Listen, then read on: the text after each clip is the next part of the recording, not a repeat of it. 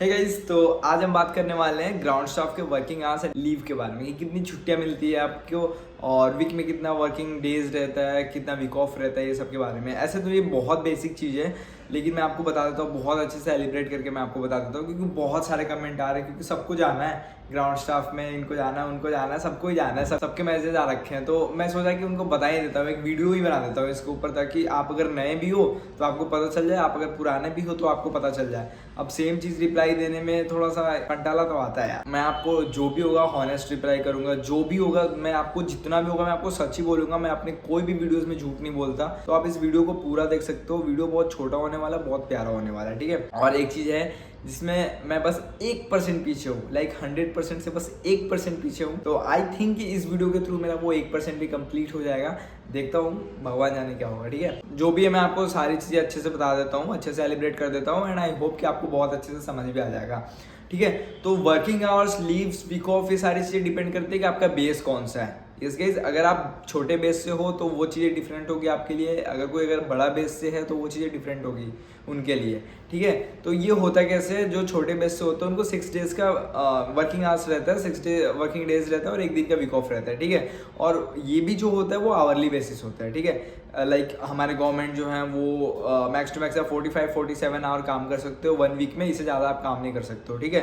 As per government all over India में 45 या 47 ऐसा कुछ रहता है। आई एम नॉट श्योर क्या बोलते हैं उसको, राइट्स बना हुआ कि इतने टाइम से ज़्यादा आप किसी को काम नहीं करा सकते हो नॉर्मल वेजेस में, मतलब नॉर्मल सैलरी में, जो कि आपकी सीटीसी है। अपार्ट फ्रॉम सीटीसी अगर आप जैसे लाइक कभी आप ओटी वगैरह कर लेते हो या फिर कोई भी ओवर टाइम कर लेते हो, या फिर कंपनी को अगर नीड्स है, वो आपसे रिक्वेस्ट करती है कि आप थोड़ा ओवर टाइम कर लो, हम आपको ओवर चार्ज कर देंगे, ठीक है। तो ऐसे करके कंपनी ज्यादा काम करवा सकती है आपसे। ओटी करना अगर आपके मर्जी के ऊपर है, आप अगर ओटी करना चाहो तो आप कर सकते हो। चलो ये सारी चीजें छोड़ दे, आते हैं जो मेन मुद्दा है उस पर आते हैं। तो मेन मुद्दा ये है कि जैसे मैंने बात करा छोटे एयरपोर्ट का और बात करा बड़े एयरपोर्ट का। छोटे एयरपोर्ट होते हैं जैसे जहाँ पे 20 या 30 फ्लाइट ऑपरेट होती है दिन की, ठीक है। छोटे एयरपोर्ट उसको हम कंसीडर कर 20 अराइवल हुए, 20 डिपार्चर हुए, फिर अराइवल डिपार्चर लेकर के 20 हुए, ठीक है, टोटल। तो वो होता है छोटा एयरपोर्ट। तो छोटे एयरपोर्ट पे एम्प्लॉयज कम रखने के लिए और कंपनीज का थोड़ा रेवेन्यू बढ़ाने के लिए उन लोगों का जो वर्किंग आवर्स रहता है 8.5 आवर्स रहता है। सैलरी तो बराबर ही रहता है भाई, सैलरी में कोई डिफरेंस नहीं आता, सैलरी बराबर ही होता है।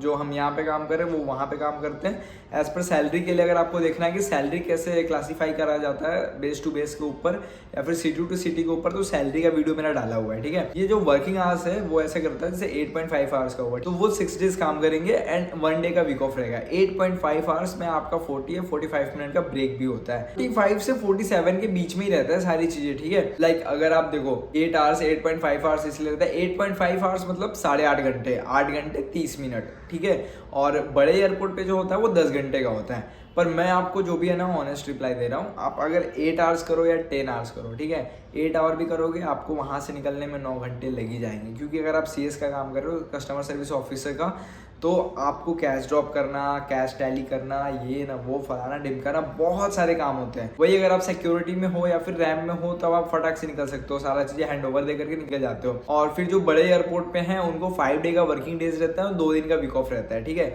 मतलब महीने में अगर 5 वीक है, 5 वीक तो होता नहीं है यार, 35 डेज हो जाते हैं, मतलब मोस्टली 4 वीक होते हैं। तो आपको 8 डेज का वीक ऑफ मिलता है बड़े सिटीज़ में, जहाँ पे मोर देन 30 फ्लाइट्स ऑपरेट होते हैं वहाँ पे।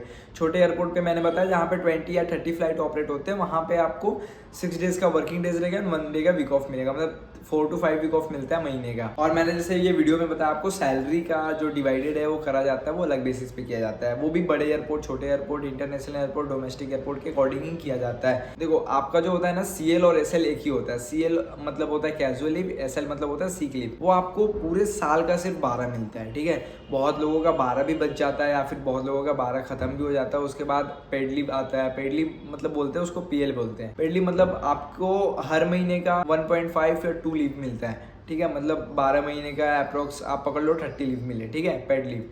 तो पेड लीव के लिए आपको अप्लाई करना पड़ता है प्रायर, जब 15 दिन पहले, 20 दिन पहले, 2 महीने पहले आपको अप्लाई करना पड़ता है। जैसे आप कहीं शादी में जा रहे हो, कोई भी फंक्शन में जा रहे हो, तो उस चीज़ को आप अप्लाई कर सकते हो कि हाँ सर मेरे को पेड लीव चाहिए। आपको मेल विल करना होता है, जो भी फॉर्मेलिटीज़ रहती है वो आपको करना होता है, ठीक है। अब उसके बाद आपका आता है पेड लीव। आप लीव पे भी रहोगे तो आपको पैसे मिलेंगे। ये जो मैंने बताया आपको एसएल और सीएल, ठीक है, ये अगर आप 12 अगर एक साल में नहीं ले पाते हो तो वो हो जाता है एक्सपायर, ठीक है।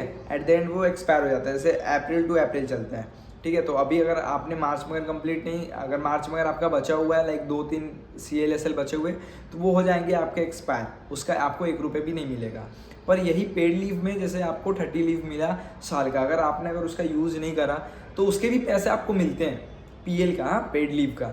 ऐसा नहीं कि वो एक्सपायर हो जाता है, आपको छुट्टी लेना मैंडेटरी है।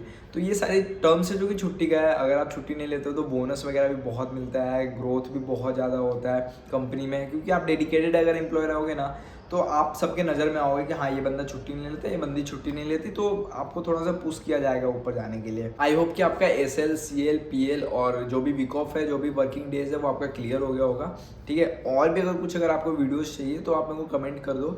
ये वीडियो बड़ा ही रैंडम है क्योंकि ये कमेंट पिछले 7 दिनों में मेरे को कम से कम 1800 कमेंट आए हैं। 1800 में से मैंने देखा कि 200 या 300 कमेंट बस इसके आए हैं कि भैया आपका वर्किंग डेज कितना रहता है, आपका वीक ऑफ कितना होता है, आपकी सैलरी कितनी होती है, ये सारी चीज़ें। तो सैलरी का मैंने वीडियो बनाया हुआ था, इसलिए मैंने सैलरी के ऊपर नहीं बनाया। पर हाँ, इस चीज़ के ऊपर मैंने नहीं वीडियो बनाया हुआ था, तो मैं सोचा कि अभी इसके बारे में भी बना ही देता हूँ छोटा सा वीडियो।